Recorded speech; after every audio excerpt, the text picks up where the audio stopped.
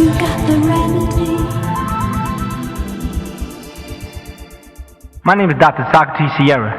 In 1990, I graduated out of high school. I was very confused, seeking the truth about all these chaotic religions.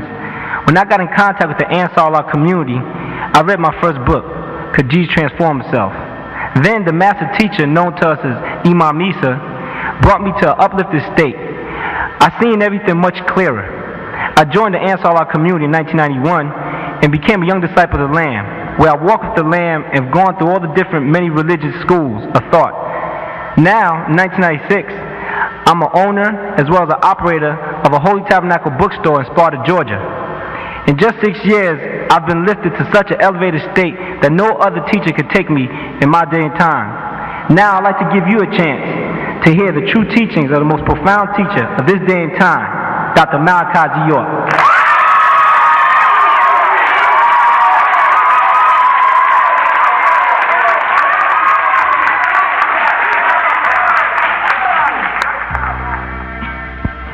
Yes, I have a question, Dr. Malachi York.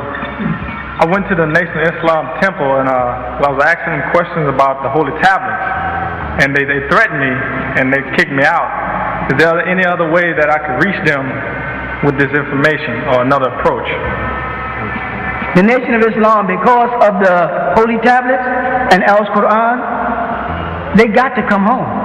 Because the bottom line is they cannot explain why Minister Louis Farrakhan, nor the Honorable Elijah Muhammad, nor any of the other ministers, including Warabdi Muhammad, who was fluent in Arabic, according to them, or Master Fard Muhammad is using the Ahmadiyya Quran. They can't explain why God is standing there with an Ahmadiyya Quran in his hand by Ghulam Ahmad, who himself considered himself the Mahdi and the Messiah. They use the Ahmadiyya Quran. Maulana Muhammad Ali, it belongs to a specific sect.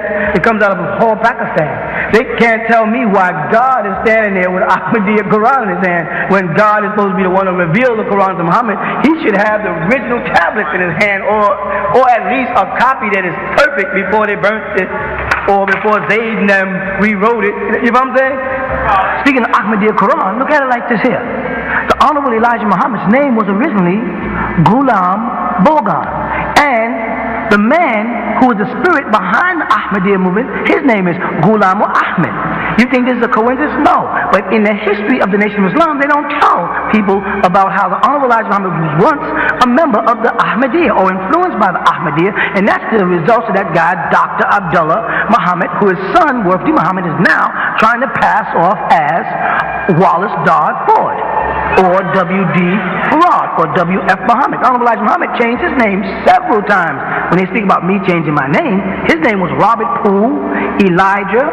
His name was Ghulam Bogan. His name was Kareem. And then he became the Honorable Elijah Muhammad, then Messenger Elijah Muhammad.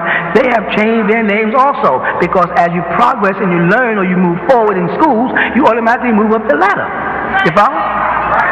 So, you know, when you got that kind of right knowledge, you don't have to attack them. You don't have to do it. They are finding their way to the holy tablet. You ain't got to do it. And that, of course, they're going to get mad, because if the shoe was on the other foot, how would you feel? This is what I explained to somebody before. If you belong to a boxing team, and let's say you guys, this here is a whole camp to train boxers, correct? You understand? And then we have another team over here, we train boxers.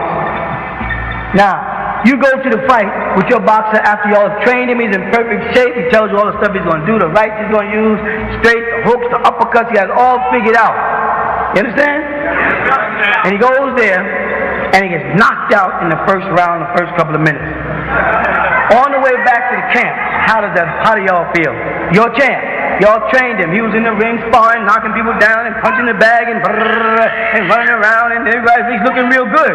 So we're like, we know he's going to knock the opponent out. Now this is your camp, right? And y'all get in and y'all go to the fight. Y'all got the front rows. Y'all ready. Y'all cheering. Y'all all ready. And the bingo bell goes bing. He runs out. The guy goes bam and knocks him unconscious. What kind of conversation do y'all have on the way home? Huh? How do you feel? Now suppose on the road home, we just happened to pass your car in our car, and the champ who knocked your man out is in this car, and you're looking out the window and I go, hey! We knocked y'all out, huh? How do you feel? How angry would you be at me? Alright, y'all guys are on the winning team. We are knocking niggas out. And now you're going over there and rubbing them and teasing them. We knocked you out. And you want to know why they want to beat you up. You know what I'm saying? See, you guys got that gleam in your eye now because of right knowledge. Like way back in the Ansar day, we used to have that gleam because nobody could deal with us as Ansars. And we love that gleam. A conversation, man. I mean, we'd rather debate with you than to sell a book. And we say, you want to argue? All day out there on Fulton Street or 42nd Street, right?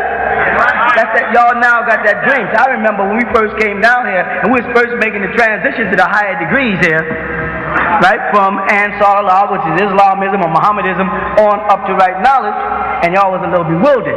And I was saying, be patient. There'll be more books out than y'all have time to read. All these things y'all think is cloudy is going to be very clear, too clear.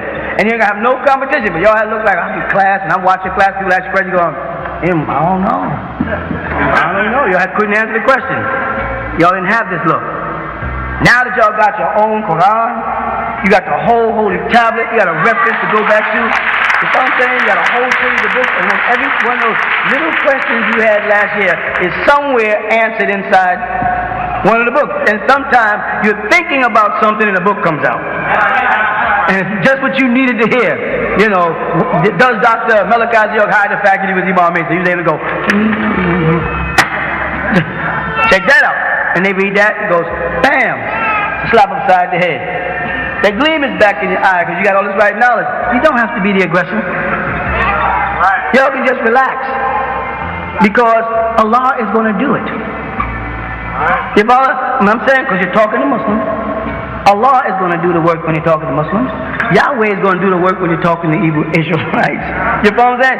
I knew it was going to do the work when you talk to anybody who's talking about the Sumerian doctrine. Osiris is going to do the work when anybody who's talking about the Egyptian. The Grand Master of the universe is going to do the work if you're talking to Freemasons. Everybody's coming to your tables. Everybody, somebody from almost every denomination. Of course, now think, of course that minister, and he's the guy in this boxing team who finances the fight, and he hopes to benefit from the knockout so he can get more money. He's the minister of that congregation or that church. His followers got to go back to him and say, some nigga on the street calling himself the HTM, you know, ask me a question. You know what I'm saying? You know, I don't doubt you or nothing. I'm with you all the way. You know what I mean? Minister or whatever, X or Harry. You know what I'm saying? They got a lot of questions. I mean, you know, and I want to know about that. My friends, is that book, that holy tablet. You know, is that the book the messenger talked about? No, that ain't the book. No, the messenger. What did he say? No, that is not the book the messenger talked about. Then the guy goes, You know what I'm saying? He goes, man, according to them, the Honorable Elijah Muhammad died in 1975, and this is how long from now? It's 1996. How many years have passed? When is the book coming? If that's not the book. And they'll say, well, do you know there's the whole story of Yaqub in here clearer than ever before? With the names and the people and the places and the migrations. You know, they actually know there's no such place as Keelan. It's not an island. It's a mountain peak and grotto in the Greek. And, you know, the mountain peak and everything they explain, that's only the peak, you know, one group. There was another group of gravitation of red hair, green eyes. You know about that one? In Yucatan by the Hopis. And the guy ministers to say, these guys are making it up. They're telling stories about Yaqub in here that's more detailed than is in the Message of the Black Man. In that book there. He got that from Honorable Elijah Muhammad, who supposedly got it from Master Prophet Muhammad. So either that man is Master Prophet Muhammad reincarnated, because he's telling pieces of the story that he's there, or he got him when he knew him, or something. But the guy who's talking to the minister has to always talk to the minister in a humble way. You know what I'm saying? He can't come up and say, did you read the book, minister? You can't do that. Because he'll get thrown out the temple. You know how the what do they call them? FOI work? You know how they work? They're in a bad state. You're not helping the situation. You don't have to worry about their congregation. Because the ministers ain't going to come over. That's their livelihood. They got to give up their livelihood and come sit up under you. They're not going to do it. Or me, they're not going to do it. You know what I'm saying? So what you got to do is let the doctrine do its own work. I kept telling you, your example is the key. when they see changes in you. Because the first problem you had was people saying, I thought y'all guys were supposed to be Muslims. You say, no, we're not. They're not. And then, you know what the funny thing about it is? Now they're mad because we're not. When we were, they were saying we're not. When we was going out to the Ansar, they said, y'all ain't no Muslims, man. Y'all some kind of schism, y'all. You know? So now we say, fine, we're not. How come y'all ain't Muslims no more? Whenever someone asks you that, you're supposed to say, I thought we weren't Muslims from the beginning according to y'all. Don't go any further. Don't go into a long dialogue. It's a punch for punch thing. Because our thing is we got so much information, we go tick. We don't give enough time to find out how stupid or how smart the person is we're talking to sometimes. And then you spend an hour talking to a guy and he goes, oh. You realize, dumb, I wasted a whole hour talking to this nigga. He didn't catch nothing I said. Sometimes it's best to throw the answer out right and then see what he says first, to see how his brain waves work. They say, I go, well, don't y'all make salat anymore? I thought y'all said we never made salat because we did it our own way. So how can we be munafiqan? How can we be hypocrites if we never were Muslims? So what are you talking about? Then wait to hear it. You know what I'm saying? You want to deal with the nation of Islam? Say, our problem has nothing to do with Farrakhan. We don't care about Farrakhan. Farrakhan's a nice brother. He thinks he's doing the right thing, but he's messing up because he's going against the government of the United States where he lives. You know, you really like Libya that much? Move to Libya. You know what I'm saying? Why you want to do it here? Farrakhan, a lot of these other guys, they got too involved in the wrong thing. See, what happened is when people got involved in Islam, they had the wrong leadership. The purpose of a leader is to know where to take his flock. He's wise enough to know when to fold them, know when to hide. You know what I'm saying? You heard that before? A lot of these guys don't know when to fold and don't know when to hide. Farrakhan and them back in the 60s was all this old black crap. And Mr. Louis Farrakhan and them sitting up there, Malcolm X, in the middle of Harlem, playing black, when in actuality, they wasn't even into the African thing. They were talking Asiatic. They were taking us towards Oriental. Asiatic takes you towards Orientals and takes you away from Africa. The Nation of Islam has nothing good to say about Africa other than Africans are slaves. And in the 60s, when everybody was wearing dashikis and akbaras and fooms and afros, the Nation of Islam was clean-shaven, sitting up there in bow ties and suits, adding to the economy of the people that everybody was complaining about in the 60s, the whole so-called revolutionary mentality, and they're standing up there in American clothes, buying suits from the Americans, buying socks, shoes, bow ties, shirts, cufflinks, what have you. Am I right? Is this true or not? Right? And these guys are playing black today. Now they want to come back and talk Africa and try to make like they're with the black crowd, put together a million-man march and play black with us, and they're not into black. The man they worship is a Caucasian. Ask them to show you a picture of him and you make decisions. Don't let them butter your mind up or soup you up with all this stuff about him being some black man or half original man. Look at the picture of the man. He is not one of us. Bottom line. And so we don't need to have all that stuff. We can't be living with that stuff today. Now, we got to the point where we went out of Africa, we went into this Islam. Everybody became Sunni, Shiite, Ahmadiyya, Baha'i, Ansars, 5%, gods, goddesses. Any more? You know any new ones out there? Oh, the new Solomon guy. If I'm saying he was late, there's always one guy who comes after the gangs leave and he got a gang uniform on, he's late. Now, most of the intelligent people have metamorphosized the way we did from the Afro pit. If I was straight on into Islam and now on through Egyptology and further. Farrakhan don't know how to metamorphosize. If you go back to your old neighborhood, some of the people you hung out with are still there, doing the same thing. If I went back to New York and Fulton, I'd find blood in them niggas still on the corner. They'll be still there.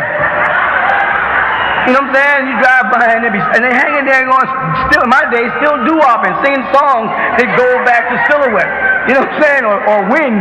You know what I'm saying? They don't know. They don't know the whole thing has changed. Well, what's wrong with the American Negroes that are involved in Islam? They have the same problem. They joined a gang, and they don't know that gang lost and is still losing, and it's time to come on back and get back on the boat of America and face reality that you were born here, you were raised here, and you really don't want to go there. Because when we was Ansars, people say, why don't y'all go back to Sudan? That's the last thing we want to hear. We have a right to be anywhere we're born. We want to pack all that bell stuff up and going over there. The Sudanese like you so much, going over there. We wasn't about leaving America, leaving Disney World and 100 channels. On television, I'm trying to say, a multiple amount of restaurants of every kind of food and an educational system. You know what I'm saying? Nobody's going to leave this here. So, Brother Farrakhan is definitely one of our brothers. He's a little confused. You know what I'm saying? He's hanging out with the wrong crowd, like your grandmother says. When you come in your house and you got some friends, your grandma look at that girl and say, see that girl there? That's the wrong crowd. Don't bring her back here. That little girl over there, she's all right.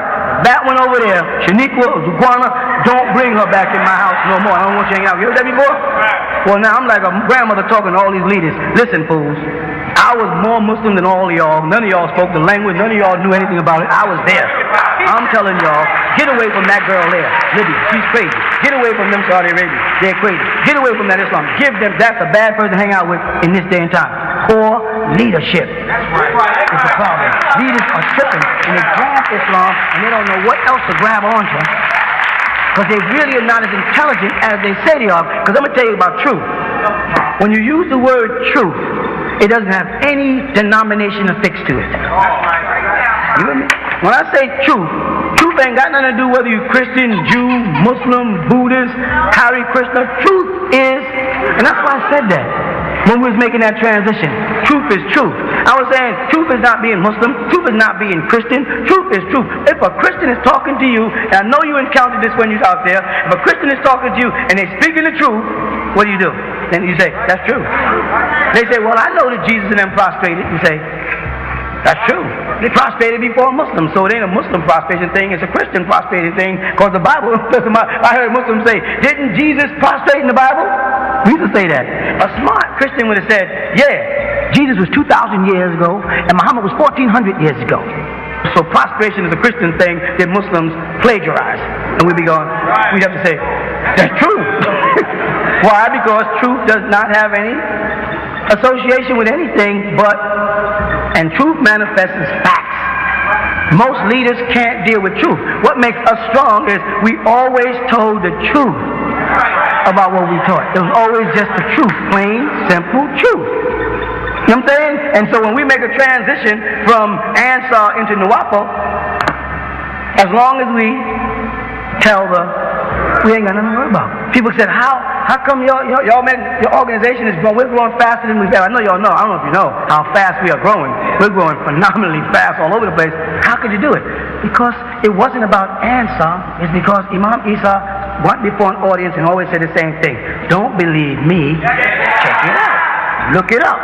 Because Imam Isa would do what I'm doing right in front of this is family here, but the outstand in front of strangers and say, what do you want to know? I mean, you read our books? No, prove it wrong. And they couldn't.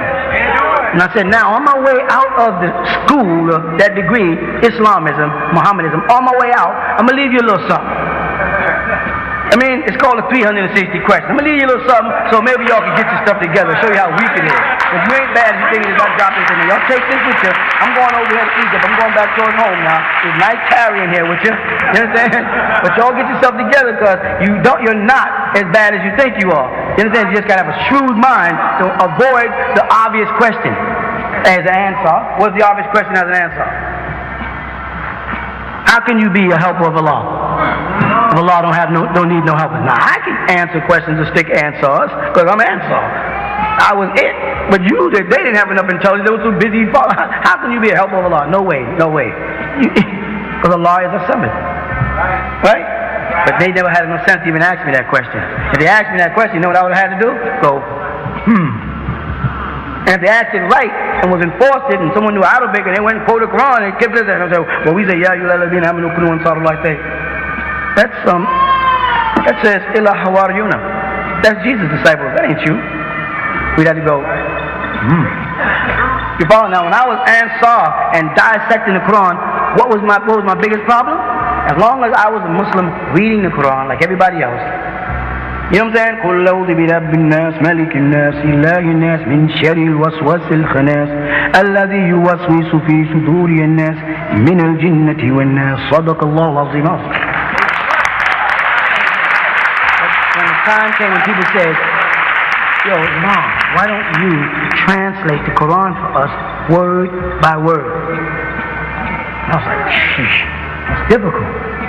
So my wife came in from Sudan, and she was an Arabic teacher. And I said, this is my encyclopedia and dictionary sitting right here next to me. You know what I'm saying? So we spent days and nights looking every word. That girl right there used to help. Mubina, every little word. And I was like, take us, we must find the meaning of that word. Forget the religious connotation of it. Forget what they say it means. What does the word abd mean? And the word abada meant slave, not servant. Khadam is servant. So we saw that. We said, okay. Now why are these people saying servant when they want to say slaves of Allah?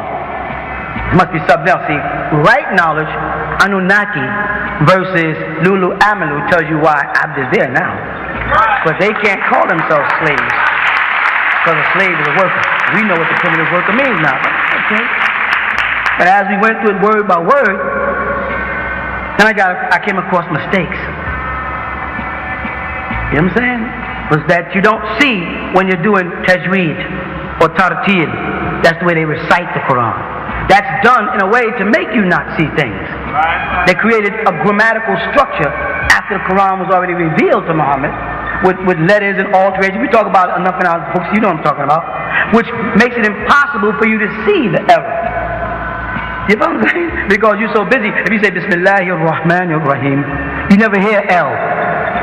You never hear that A-L in there. If you never ask, you look at the Israeli airline, you see El Al, the name of their airline. You might say El Al. What is that? But if you follow what they call Arabic grammar, you'd never see that. And they don't want you to ever see it. But as you start to dissect the book and take it apart, you find that 90% of the book is mistakes. Then you have another decision to make. Is this the real Quran? Because this is definitely not the one which says, ذَلِكَ الْكِتَابُ لَا رَيْبَ فِيهِ. This definitely ain't it. Where is the real Quran? Because this ain't it. Because it's got mistakes like that Allah would not make. I mean, Allah would never say the sun rises. Never. He couldn't make that mistake. Allah couldn't say, I created you from a male and female. Because that's determined after the creation. And now, what's real important is when they look at the Quran and they study the Quran, there's so many things that are not addressed. For instance, when they speak about this thing about creating single male and female, the Quran forgets twins. That there are people on the planet that are born twins. Some are born triplets and quintuplets. Some people have 6 kids at one time. This is not addressed in the Quran. The creator of the boundless universe, the creator of every form of life, if he was al-Khaliqu and al-Alimu, the knower, the creator, he would be addressing everything that takes place on the planet. And twins are not there identified in your Quran, but they are addressed in the Torah. When they speak about Jacob and Esau, and if the twins are addressed, but the Quran does not address twins in creation. And then they use the wrong word for male, dhakar, which means to remember. And they didn't have a word for female in Arabic, so they used the word anthar, which means from the word ithnin, the second one. Then the Almighty didn't know that there was a word. He revealed the Torah. And in the Torah they have the word ish and ishu, male and female living being. But the Quran doesn't have it. The Quran uses dhakar wa anthar. Remember something and a second one.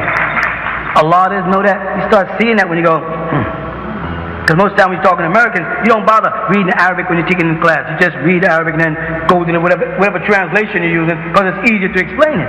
And we did that for years as Ansar. We didn't bother in the class taking each word and breaking down. It's too long. So I would open a Maulana Muhammad Ali Quran or Yusuf Ali Law Pickthall or Shiite Quran, whatever. And as we got Qurans that were closer to the translation, I would say, oh, new Quran. I go out and buy 1,000 Qurans and just give them to everybody. So we move into another. Found a Bible that's better translated than King James. And of course, that was a way of saying something saying to me, Mel, one day you're going to have to translate these things because you cannot stand there and say you're teaching the truth and you got a book that's not based on truth. It's got lies in it. You follow? This is where we are. Farrakhan and them guys are back in 1970 to us. They're still using the Ahmadiyya Quran. Sunnis are still passing around English translations. None of these people, I look at the guys, how long you been Muslim? 5 years, and you can't speak Arabic? So that wasn't when the empire. It's not important. It's not important in your word. And I asked you how long you been Muslim. I didn't ask you how long you been one of peace. The first word I used was Muslim. And I saw that. And I saw that eventually I'd have to do something about it. So we set out to translate it. When I saw Yahweh ben Yahweh's Bible, I thought he had translated the Bible. They said Yahweh ben Yahweh, the Yahweh ben Yahweh have their own Bible. I was like, all right. I mean, that's the kind of person I like that. All right. What happens? I go check the Bible. What do I find out? All he did is took the King James Bible, drew some sketch pictures in it, and had it rebound with some pictures in it. That's it. And King James was Scottish, as you know, from the 360 questions asked the Israelite church. He put that in place. I said, how you going to say Yahweh? How you going to say you are God, the Son of God, and you're using a Scottish man's Bible? So the Israelite church caught that, so they turned King James black. And anybody believe that crazy? I mean, amazing. If you guys are amazing, if King James black, they laugh. So we had to prove that King James was a Negro or a Jew. I know they said he was a Jew in Israel. I said, well, his name was King James. You give me one true Israelite who speaks Hebrew, his name is James. And even in the Bible, his name was Jacob. They changed it to James, the book of James, Jesus' brother. You know what I'm saying? So I said, oh man, this is a long task. Not only do we got to translate the Quran, we got to also translate the Bible. So now the Torah is finished. And you'll have a copy of that soon. And Injil is finished. You have a copy of that soon. Finished, I mean. And now I'm getting ready to make the last last 50, 60 chapters of the Psalms for the Zabur. Then I may go on to do the book of Barnabas. Barnabas, as they call it. You don't have to worry about the Sahaf. I'm quite sure you've realized by now the Sahaf is already inside the Holy Tablets. You don't got to worry about Al-Hikmah because you realize Al-Hikmah is already in there. So now we got to just cover all the scriptures. What does that say to you? It says that you got the working tools to do the job. All you got to do is sit down now and digest. There was sabotage in the tablets by the printers. They actually changed words around in the holy tablet you have in your hand. But it still can't conquer the information. And when we finish getting this one all distributed, we'll just go back through this time and print it ourselves. And use all the capital made from it to reprint a new version of it with all errors. But still, but the content is still there. The little games they played didn't affect us. Didn't affect the meaning, and it's definitely not affecting the power of the holy tablet. The holy tablet is out there kicking butt. Again, my brother, you may be more in tune with me than you know. I mean, really, spiritually in tune with me. You know why? I just left my office. You know, I'm writing an article called Dr. Malachi York discusses Master Farad Muhammad. I'm working on this right this minute. Now that's kind of weird, isn't it? That we could be so far apart, and yet you bring out the first question and you talk. I'm working on it now. Why am I working on it? I'll explain to you why I'm working on it. Not because I want to slap them upside the head, because they took kindness for weakness. They didn't know me. They didn't know that back then in Brooklyn, when we wrote that apology article, the sole purpose for the apology article was to stop an oncoming war between Ansar Allah and the Nation of Islam. Because just like you said, you're tired of whooping you, you're thinking about retaliating. You know what I'm saying? When a nigga whoop you, stepping out of the car and punching him in his face. And then say, now, you know what I'm saying? That's how you get.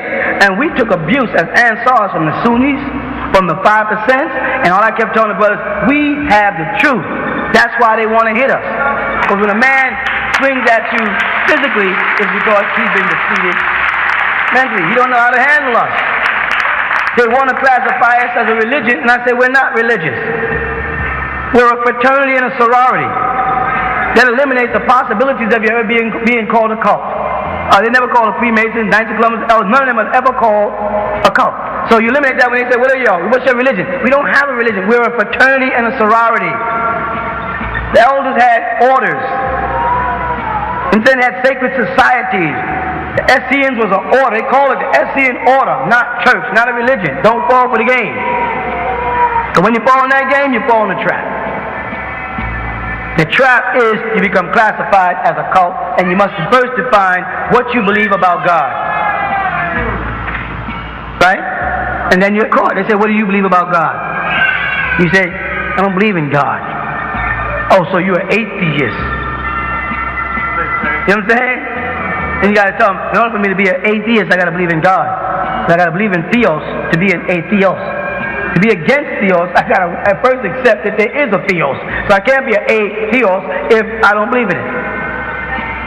But no, they cornered us. So I saw a head-on war coming between us and the Nation of Islam in Brooklyn. And the kind of person I am, it wouldn't have took much. You know what I'm saying? The kind of man I am as an individual, it wouldn't have took much before I would have said, let's go shoot them up and get it over. Let's go to 7C before they come here. Because they're threatening us and threatening us. Yo, better not do this, you better not. My mind says, yo, don't threaten me. You know what I'm saying? Because the white man's going to capitalize on both of our deaths. Because when we spray each other up and down on Bedford Avenue or Bushwick Avenue, the paramedics is going to be packing away bodies, a bunch of ambulance right there and good. So to try to prevent a head-on collision, combined with a dream I had, and I told them in the thing, a dream I had, Elijah Muhammad said this. Right? And I said, basically what I'm telling y'all is, on the last page, I don't care whether he's W.D. Farrar, W.F. Muhammad, Wally D. Farrar. What do we care whether you want to worship, listen to this now, whether you want to worship a Caucasian or you want to worship a light-skinned Arab who's really a Caucasian. Neither one of them are Africans. You ain't said nothing about Africa. So either way you go, y'all still Uncle Tom's. We say he's a Caucasian from Oregon, and y'all say he's a mulatto. And then you hide the word mulatto under the word Arab. And I say that because they say, according to the Nation of Islam, and their teachers, out of the Honorable Elijah Muhammad's own mouth, Master Prophet Muhammad's father was an Asiatic black man original, and his mother was a Russian. If you take a black man and a white woman and marry her, you do not get an Arabian, you get a mulatto. The word mulatto is an Arabic word. Muledu, meaning one who was born of this birth. That's all. That's where it came from. It got through Latin to Spain, it became mulatto with one T. And if you look in an Arabic dictionary, it says when an Arab marries anybody who's other than an Arab, that's what a mulatto has nothing to do with black and white in their dictionary. Look in the dictionary. So don't tell me that he's Asiatic, that God is an original Asiatic black man, Farad, when he's a mulatto. Those kind of arguments that we present to them causes problems. So I said, I'll lay my pride aside. Because during that period of time, we had about 15 books out, kicking them in the butt. The one they grabbed was the message of the messengers writing exact, and said, see, he says right here that the message of the message right exact. So if you believe the message right exact, how come he says Master Prophet Muhammad was a fraud? Now, I didn't respond. My response is quite simple. I did not say the messages of the messenger is right and exact. I said the message of the messenger is right and exact, meaning go for self. I taught that to the congregation. I said the part I don't like mama teaching about go for self, I'm for that, that's right and exact. So that's open forum on a million tapes. But if you tell me that Nubians had straight hair because they have straight eyebrows, and a guy named Daddy Shabazz cursed them and made their hair nappy when they was going into Africa so their hair don't get caught in the bushes, I say you sick, because old people's eyebrows get nappy. I know I'm an old man now, I'm 51, and my eyebrows are starting to become 9 ether when they were straight all my life. You ever notice old people get kinkier in the eyebrows? Start noticing old people, they get fuzzy eyebrows. So now explain that then. And we would be able to do that in their question and answer forum, which they're inviting people because they have no choice, because we're not there no more. See, the Ansars are gone, so everybody's inviting people to come. Before they wouldn't invite people, pop up in our white robes and kick your butt. So now they think we've gone, so they're taking chances. And when they take the chance, y'all go in there, kick them in the butt, what do they do? Get mad and want to beat you up. That was happening back then also. So I wrote the article in hopes that it would head off a collision. And Farrakhan was not smart enough to respond. You know what I'm saying? He didn't say a thing. So I said, okay, clown. What his followers did, better yet, is grab it and said, see, he don't know what Farad is. One minute he said Farad was two people, now he said he's one person. They went that route on me. And I was like, you niggas are so dumb, y'all can't see that I'm just doing this purposely just to give y'all some space. Because I was saying, as an Ansar Allah community, what do we care about Farad and your bow ties and your bellboy uniforms? What do we care? Y'all haven't even learned how to say Assalamu alaikum yet. They're going, Assalamu alaikum. You ain't even got the Assalamu alaikum yet. You know what I'm saying? And what do I look like badgering you when I can spend my time trying to pull my brothers and sisters away from that white Jesus worship? So I left that right after that and I went into a whole series of Jesus books. Unbeknown to me, their lack of intelligence had them going around saying, see, I told you the Ansar never knew the truth about fraud anyway. I told you they don't know what they're talking about.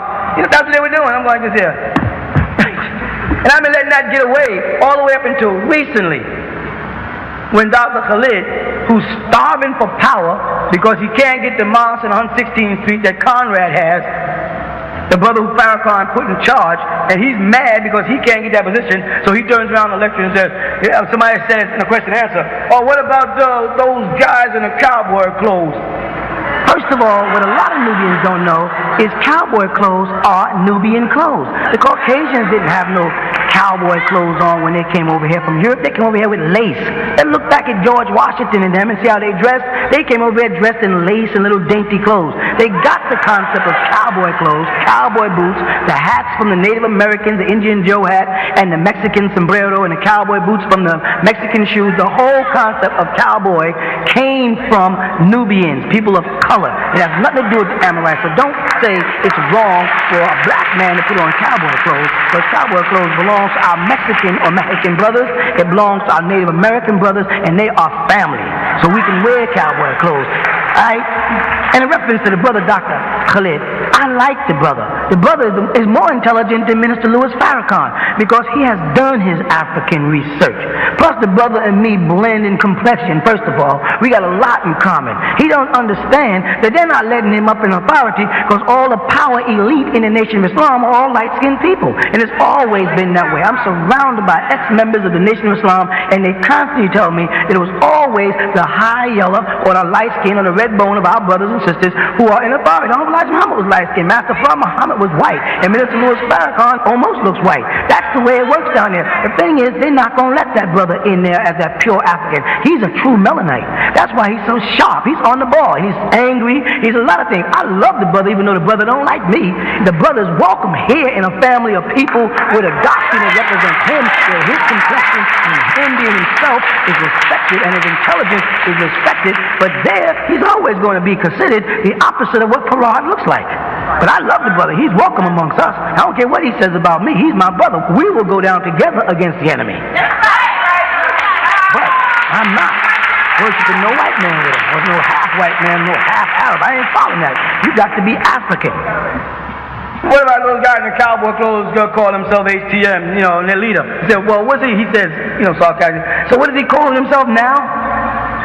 So I made sure I put in that book the amount of list of names that Master Fard Muhammad had in Edomite book. I said, he was thinking, what is he now? Is he Rabboni or is he Imam Isa? Well, I know him as Imam Isa. He'll always be that to me. Say, wait a minute, chump. When I was saying I was Imam Isa, y'all was calling me Dr. York, the disco singer. Now I'm calling myself Dr. York, and y'all want me to be Imam Isa. You can't win with losing with these coons. Is that true? When I was saying, my name is Isa Al-Hadi Almighty, oh, you ain't no Sudan, you ain't linked to nobody, nigga, your name is Dwight York, you from Boston, we know you. So, you want that? Fine. Okay, now I'm Dwight York, now what? Is that going to give you any more ability to defeat me in a conversation because of my name change? Your concentration is on those little things. That shows you that they're the peak of violence. Because that's the best they can ride on. And you don't bother a guy when he ain't got nothing else to hold on to. A man who's sinking and drowning, he'll grab onto a twig thinking it can save his life. So he came off like that, and I said, he said, yeah. And one minute he said Master Fard Muhammad was 2 people, another minute he said Master Fard Muhammad 1 man. He didn't mention that on the back of that thing, I put 4 pictures of Farad, not the 3. So what I did is I released a new picture of Master Fard Muhammad that nobody has ever seen before. And it's in the Edomite book. With him sitting between 2 white policemen, open the book. If I'm saying, they never seen it before. Nobody in the Nation of Islam from 1930 all the way up to this year has ever seen that picture before. Only other person who has that picture is a brother called Cuba, and I sent it to him. A 5%. You understand? I sent it to Prince Cuba myself. when he was, because first he was using our doctrine. He has a book called Adam and something, then he switched back to that 5% stuff. And he said, if you know the real fraud, send me another, but I sent him to him while he was in prison, because I figured he couldn't use it. Nigga printed a book in prison. I said, that Jew got you. Now, when you present a new picture of Farad, I said, now this man is the guy right there that I show you with the ruffle hair getting arrested. Which one is he? And which one was with Noble Jew Ali? The problem is, when I said these two guys are the same, they forgot that in our books we explained that one walked with Noble Jew Ali before they went to the Nation of Islam, and he was the real Arab. And I repeat, the one that walked with Prophet Noble Jew Ali was called in his own book Fard, right in his own book. The real one, his name is Fard Abdul Ali Muhammad, spelled with an Mohammed. That's F-U-A-D, the Turkish way or the Palestinian way of saying Fard. Right? This is the real one. He was born in 1891 and was eliminated in the prisons in California in 1929 to be exact. He was in Chicago, and there are pictures of him there, standing in the crowd with Noble Jew Ali's followers. Somebody's playing tricks on y'all, but you don't want to learn the truth. You like living a lie. You like following this man, this Caucasian, parading around as one of us, and get mad at me, your brother, for trying to tell you the truth. Why? Because you don't want to know the truth? That's as bad as when you approach a Christian and he has a white Jesus on the cross, and you get mad because you can't convince him that that white Jesus ain't his God. And the way you feel about that is the same way we people at HTM, am I right? We think that the Holy Tabernacle Ministry, here when we're trying to tell y'all that the guy that y'all are talking about is white. And you look at him, you see a white man. Y'all keep on persisting that he's some black man or some half black man and stuff. It's not real. It's not real, y'all. Wake up. Let me ask. The real Arab would know his own name. He wouldn't be Fard one day, Fahad another day, Fajr another day, Fard another day, Farad another day, Farid another day, Wali another day, Wallace Dog one day, W.D. Fard another day, W.F. Muhammad another day, Master Farad Muhammad one day, Muhammad Abdul Ali Farad. He wouldn't have been all of these different things. A real Arab would know. Because in Arabic your name would be Farad, which is the Saudi Arabian way of saying Farid, which means unique. Now, in Saudi Arabia, the nearest thing to F-A-R-D is Fahd, like King Fahd, who became king in 1926. Right? And that has an H in it. It's not Fahd, it's Fahd. Fahd. And it means a link, an animal, a beast of prey. And that's the nearest thing in Saudi Arabian dialect to Fahd. You follow that? I'm quite sure Allah wouldn't have called himself a cat, a beast of prey. So he ain't that. Then in the Message of the Black Man on page 141, write it down. Elijah Muhammad goes to explain why God is called Fard. This is the article I'm doing right now. That's why I'm talking about it. Right? And he says, because in Islam, you have what's called Fard, which is obligatory. That's a different word. That doesn't have a del on the end. That has a dodge on the end. And it's written with a DH or a Z if any Arab translates it. He would never write it F-A-R-D. He would write it F-A-R-Z or F-A-R-D-H. Fard. That's not Fard. That's Fard. It's another word.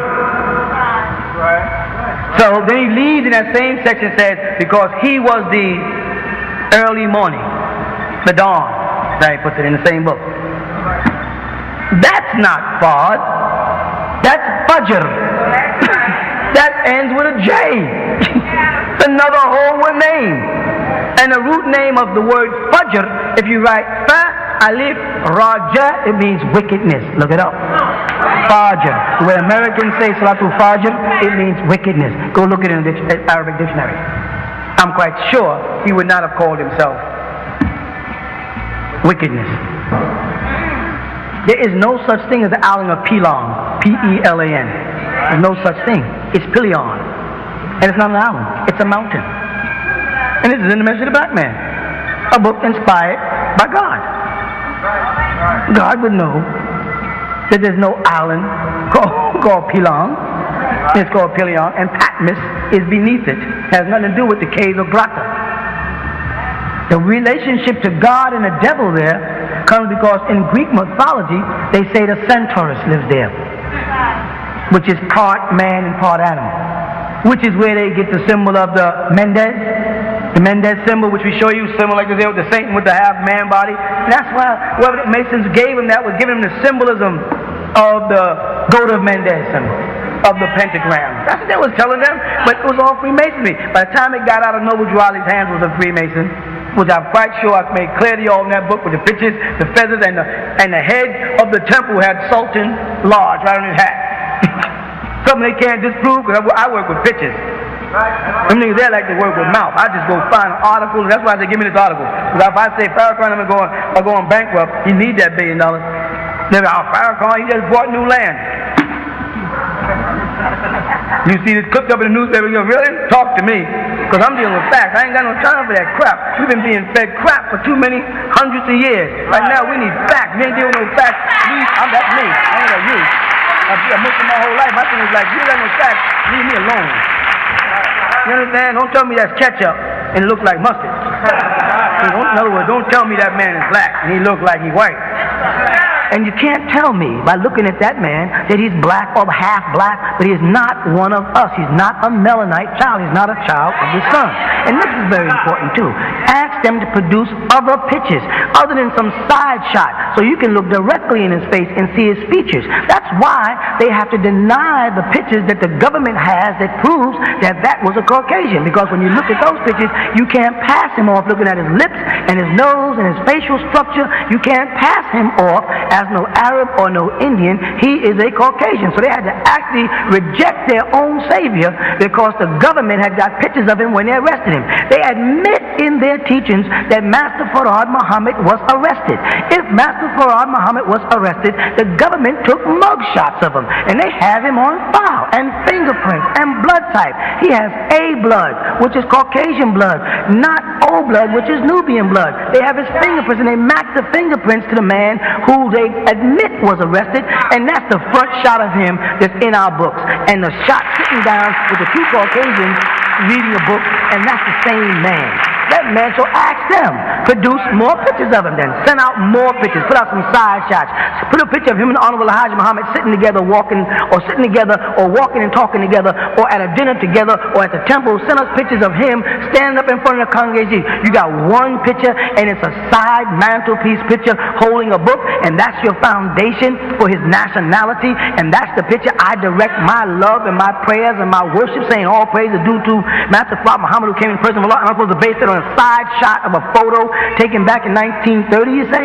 It ain't real. Ask them to produce as many pictures of Farad as they have on the Honorable Elijah Muhammad. Because they have many pictures of Honorable Elijah from all different kind of angles, sitting in the congregation, teaching from the pulpit, personal walking down the street, all kind of shots. You can find them. Produce some more pictures of Master Farad Muhammad. The only pictures that have come out are the ones that Sheikh Dawood gave me that I feel obligated to pass on. That's it. And the ones that the government passed on to Sheikh Dawood, because he was out there in Chicago working against Farad, the phony one, which is Wallace Dodd Ford, and he got research done and information to put these pictures in the public. That's all. Ask them to produce more pictures. I'm not following no half original.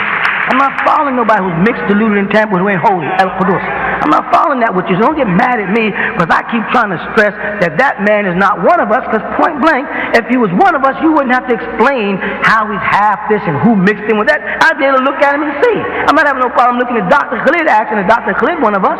It's real obvious that Dr. Khalid is one of us. I have my doubts about some of the other people in their leadership, but Dr. Khalid is a Nubian 100%, a God in flesh. That's it for me. I worship him before I worship some half original.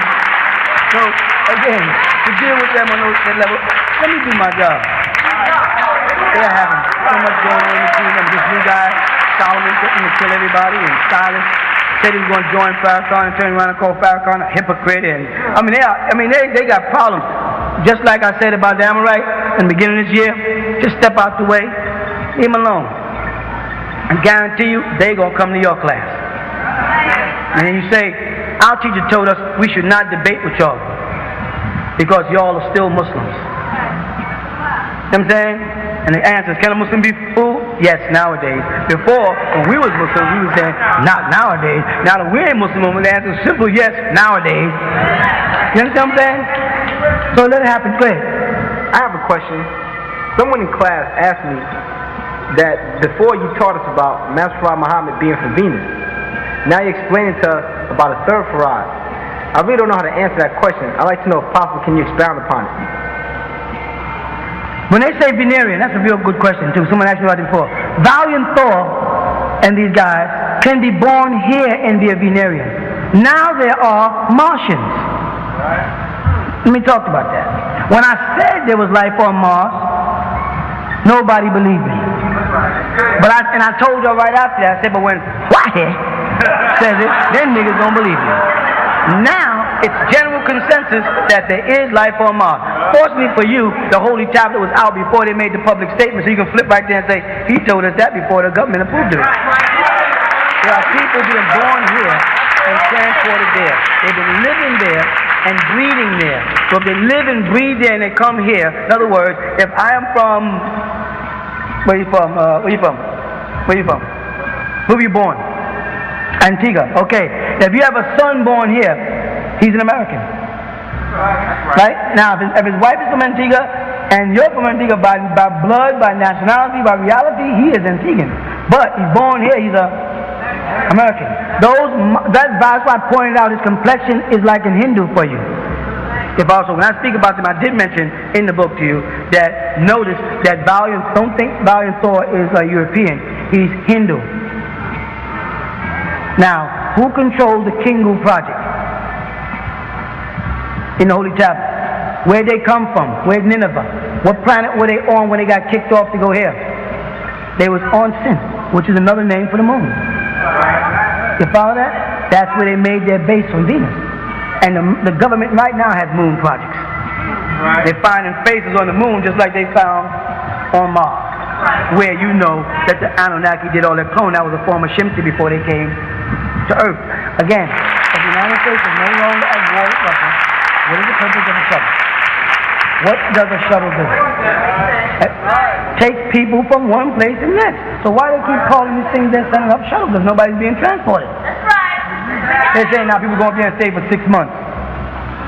They're transporting them to the mine team. They have one on Mars, they have one on Venus, and they like I told you last year, they exploded Jupiter and they reactivated Jupiter. And it'll be in the news soon, they'll be talking about Jupiter. So everything I tell you all comes true. I ain't playing no game.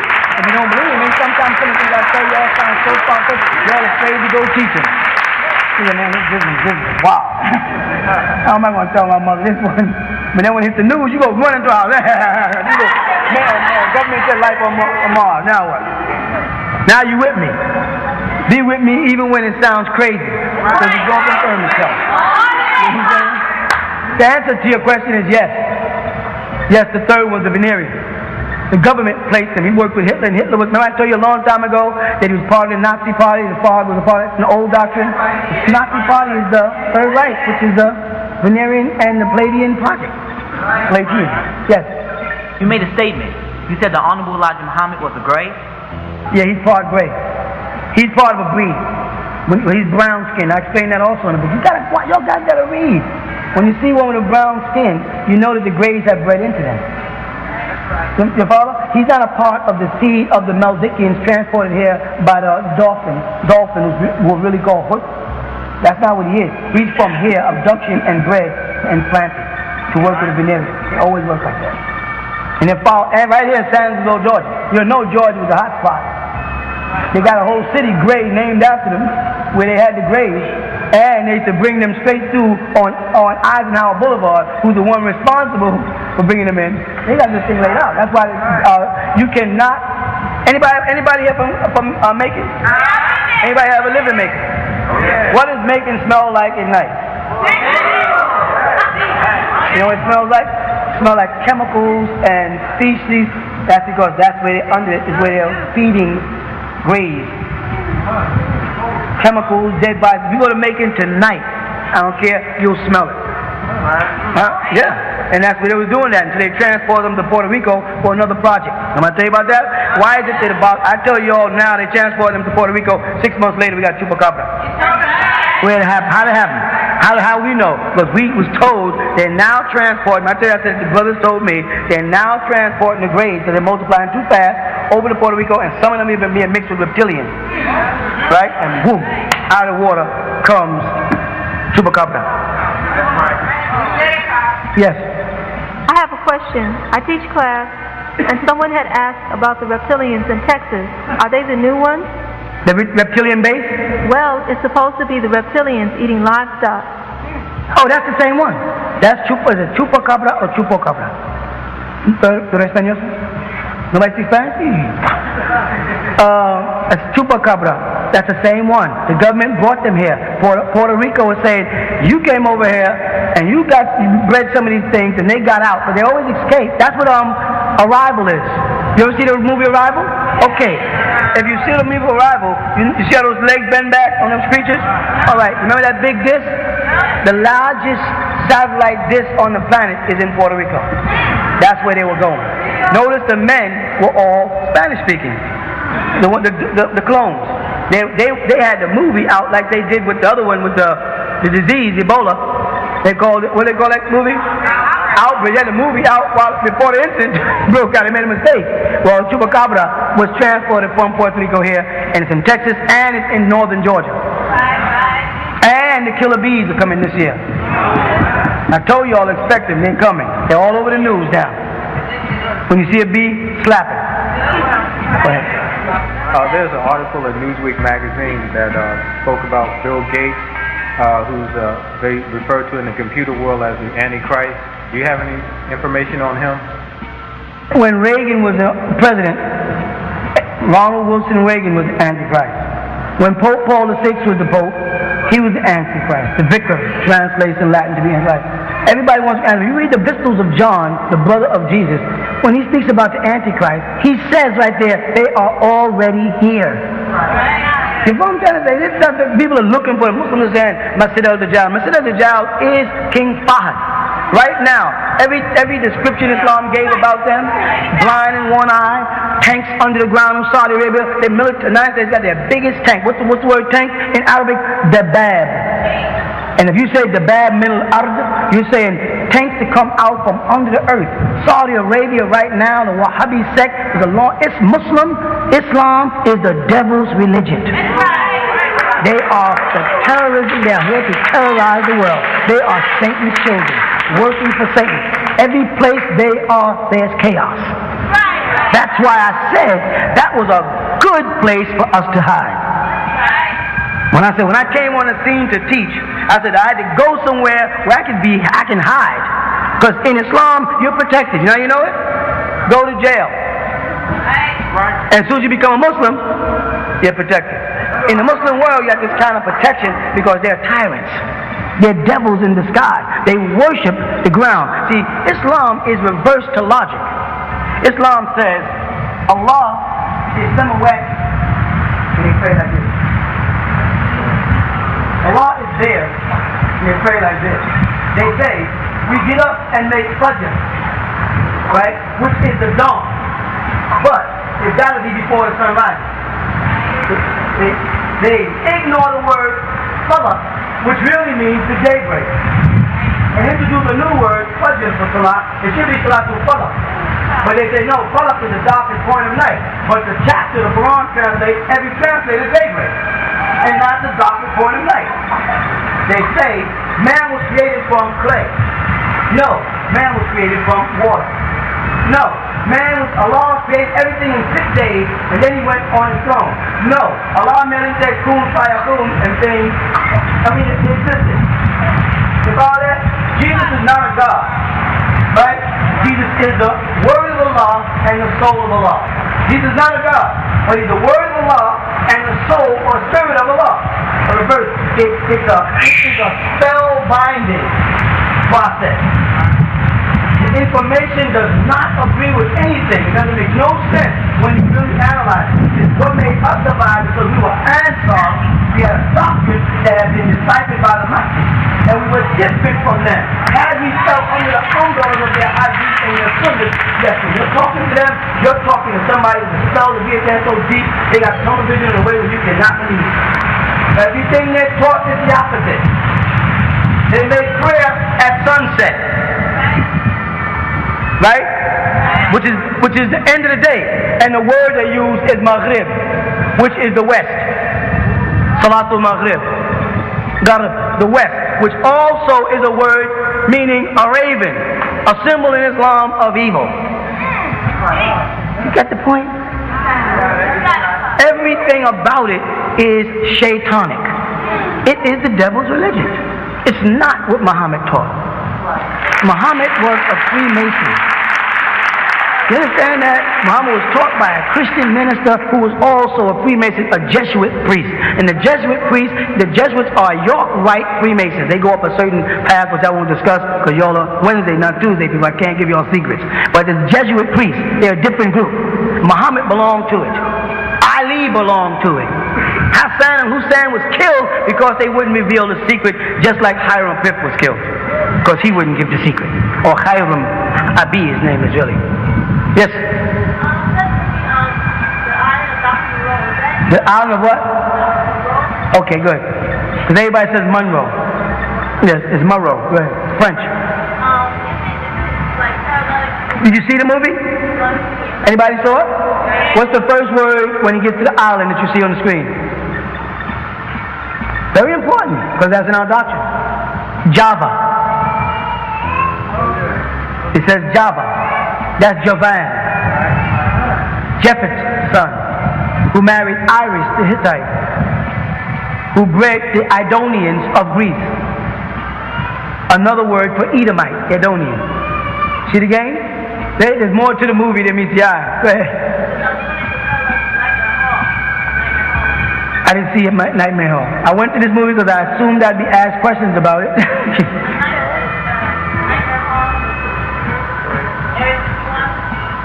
Oh, if it's similar to the place Nightmare, I thought it was a movie. No, this is more like the gravitation that took place on the Yucatan by the Hopis for the Irish, the red hair, green eyes, or the gravitation that took place right with the cloning for the Caucasians with the blonde hair, blue eyes, and with dogs and stuff. This has nothing to do with it. But Independence Day takes you down into Area 51. If you saw the movie. They only call it 51 because it has 51 levels. That's why it's called Area 51. But they've moved everything out of there now because too many people have been coming over there. And they've placed them all over the place. Sometimes I want a complete question because you know me, I'm a motor mouth. I think you want one thing and I'll start talking about a whole other subject. You'll never get your answer. You'll be like, it's all right, I like what he's saying, but that's not what I came to ask. You know me, I do my job. Yes? I have a question. How does a person know when they have telepathic communication? First of all, once you know what telepathy is, right, and you've probably done it, meaning, have you ever thought about a friend and then they called you? Or thought about somebody you ain't seen in a while and turn the corner and bump into them? That's telepathic communication. You made a contact with them from mind to mind, that's all it is. Now, at one time, you was able to do that at will until your barotheric gland was taken away by Nagal and them. And you can get it back, but you got to be worthy. So telepathic communication just means people communicating from mind to mind. I say it's a telephone call to Papite.